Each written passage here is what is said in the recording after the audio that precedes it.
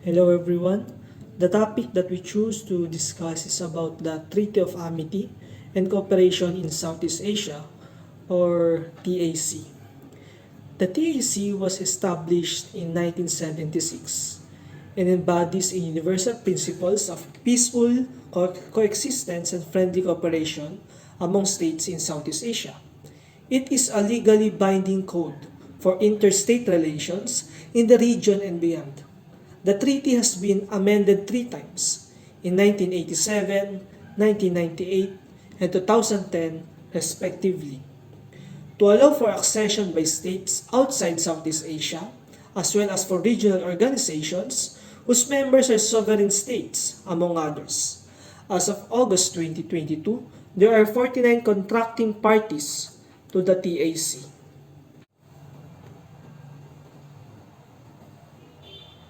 Let's move on to the history of TAC. On 24 February 1976, the treaty was signed into force by the leaders of the original members of ASEAN: Lee Kuan Yew, Ferdinand Marcos, Datuk Hussein On, Kukrit Pramoj, and Suharto. Other members succeeded to it upon or before joining the bloc.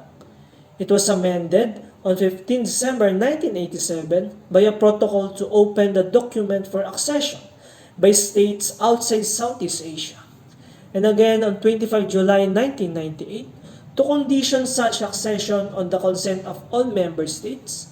On 23 July 2001, the parties established the rules of procedure of the treaty's High Council, which was stipulated in Article 14 of the document. On 7 October 2003, during the annual summit, a declaration was released that says, "A High Council of the Treaty shall be the important component in the ASEAN security community, since it reflects ASEAN commitment to resolve all differences, disputes, and conflict peacefully." Papua New Guinea was the first country outside ASEAN to sign the treaty in 1989. As of July 2009, 16 countries outside the bloc have acceded to the treaty. On 22 July 2009, Secretary of State Hillary Clinton signed the TAC on behalf of the United States. The European Union announced in 2009 its intention to accede as soon as the treaty would be amended to allow for the accession of non-states and join accordingly on 12 July 2012. The treaty has been endorsed by the General Assembly, stating that the purpose and principle of the Treaty of Amity and Cooperation in Southeast Asia and its provisions for the Pacific settlement of regional disputes and for regional cooperation to achieve peace, amity, and friendship among the peoples of Southeast Asia are in accordance with the Charter of the United Nations. TAC is a foundation document for the Association of Southeast Asian Nations, or ASEAN, and has considerable symbolic importance.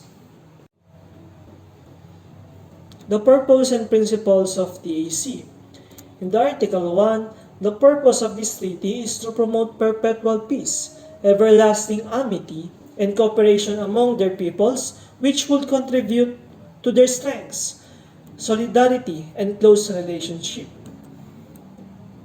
Article 2. In their relations with one another, the high contracting parties shall be guided by the following fundamental principles: mutual respect for the independence, sovereignty, equality, territorial integrity, and national identity of all nations; the right of every state to lead its national existence free from external interference, subversion, or coercion; non-interference in the internal affairs of one another; settlement of differences or dispute by peaceful means; renunciation of the threat or use of force; effective cooperation among themselves. Here is the key provisions of TAC. In Article 2 of TAC provides a number of fundamental principles which will guide relations between contracting parties. These principles include mutual respect for sovereignty, independence, equality, territorial integrity of all nations, the right of every state to lead its national existence, free from external interference, subversion, or coercion, non-interference in the internal affairs of one another, settlement of disputes by peaceful means, renunciation of the threat or use of force. Article 10 provides that contracting parties shall not participate in any activities which constitutes a threat to the political or economic stability, sovereignty, or territorial integrity of another contracting party. Article 13 requires contracting parties to settle disputes through negotiation and without the threat or use of force. Article 14 establishes a High Council in order to resolve disputes. The High Council is made up of ministerial level representatives from each contracting party. This provision only applies to a contracting party outside Southeast Asia where that state is directly involved in a dispute to be settled. To date, the High Council has never been convened. Where a dispute cannot be resolved through direct negotiations, Article 14 provides that the High Council shall take note of the dispute and recommended an appropriate means of settlement. With the consent of the parties to the dispute, the High Council can also mediate, inquire into or attempt to conciliate the dispute. Under Article 16, the High Council will not involve itself in a dispute without the consent of all parties to the dispute. In addition to the text of TAC itself, Australia clarified the interpretation of key provisions through four understandings. These are set out by Mr. Downer in his letter of 13 July 2005. The understandings were reached through extensive discussions between Australian officials and their ASEAN counterparts and are to be regarded as part of the context of Australia's accession to TAC, as specified under Article 31 of the Vienna Convention on the Law of Treaties. The four understandings are: accession to TAC will not affect Australia's obligations under other bilateral or multilateral agreements. This understanding ensures that Australia's existing security agreements remain unaffected by Australia's accession to TAC. TAC is to be interpreted in conformity with the United Nations Charter. An accession to TAC will not affect Australia's rights and obligations under the UN Charter. This understanding ensures that Australia's obligation not to interfere in the internal affairs of other TAC parties under Article 2 will not affect Australia's rights and obligations under the UN Charter. In particular, Australia's obligation to promote and encourage respect for human rights, fundamental freedoms for all without distinction as to race, sex, language, or religion, and Australia's right under Article 51 of the UN Charter to use force in self-defense. TAC will not apply to nor affect Australia's relationship with states outside Southeast Asia. This understanding clarifies that TAC only governs the relations of each of the non-ASEAN contracting parties with the ASEAN contracting parties. Article 14 and 16 provide that when a contracting state outside Southeast Asia is directly involved in a dispute, the agreement of that contracting state is required before the High Council can be convened. The High Council be convened, that contracting state will be entitled to participate in the High Council. This understanding clarifies that the High Council could not consider or seek to resolve a dispute in which Australia was directly involved unless Australia first agreed to the convening of the High Council for that purpose.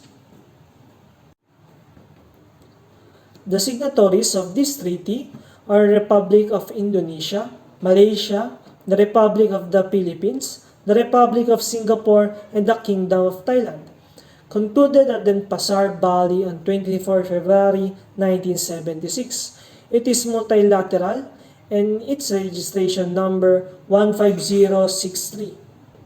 The significance of the TAC is to facilitate economic cooperation among ASEAN member countries, which can benefit the Philippines as it seeks to expand its trade and investment relations with other countries in the region. The TAC also provides a platform for the Philippines to engage with other ASEAN members on issues related to regional economic integration. Here are some legislations in the Philippines that are related in TAC. Republic Act No. 7227, the Basis Conversion and Development Act of 1992. Executive Order No. 858, PPA Administrative Order No. 03-2009,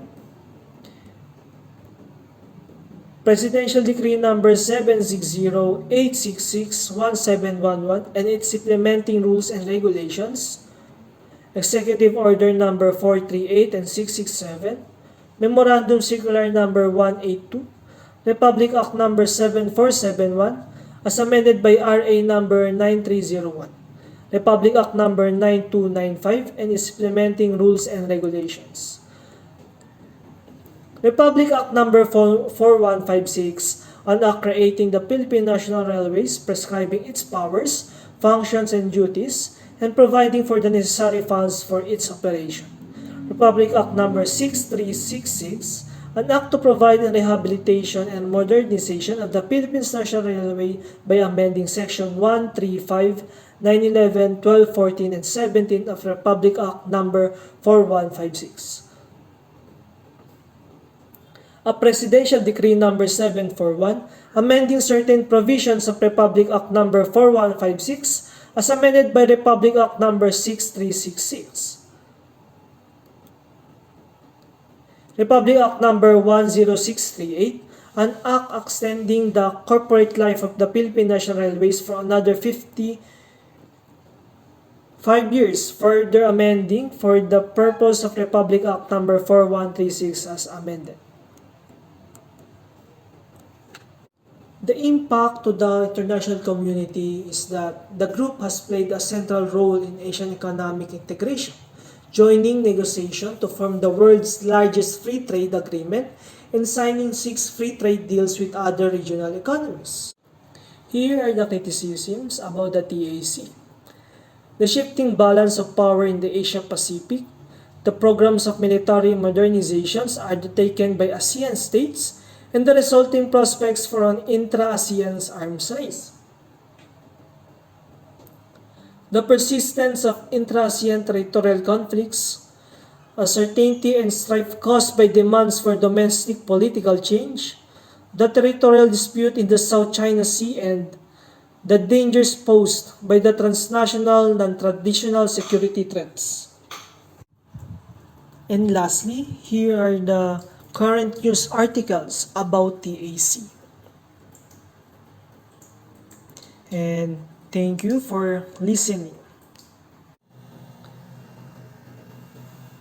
And lastly, here are some current news articles about TAC. First, Southeast Asian nations have strongly condemned the Myanmar military's bombing of a village in the central Sagaing region that killed dozens of people, including children.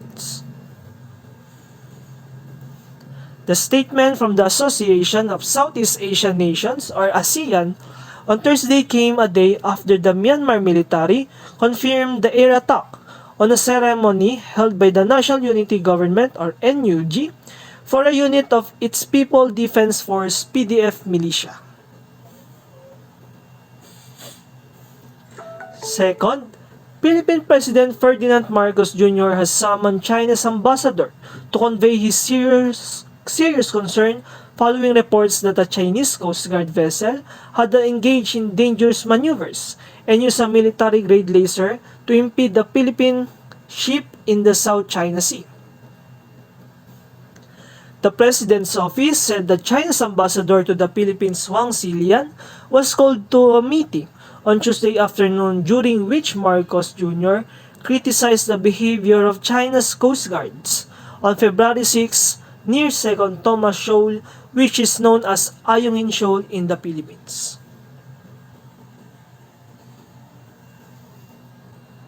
Third, foreign ministers from the 10-member Association of Southeast Asian Nations, or ASEAN, have agreed to bar Myanmar's ruling generals from the group's meetings until they make progress on a 15-month-old plan to address the crisis triggered by the military coup. Speaking at a press conference at the end of series of ASEAN regional meetings in Phnom Penh, Cambodia's Foreign Minister Prak Sakon, who is also a special convoy on Myanmar, said that General must act in a way that shows progress is made. Then we will be able to act on a decision to show progress.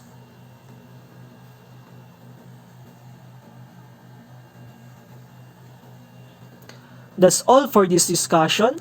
I hope you understand about the Treaty of Amity and Cooperation in Southeast Asia. Thank you for listening.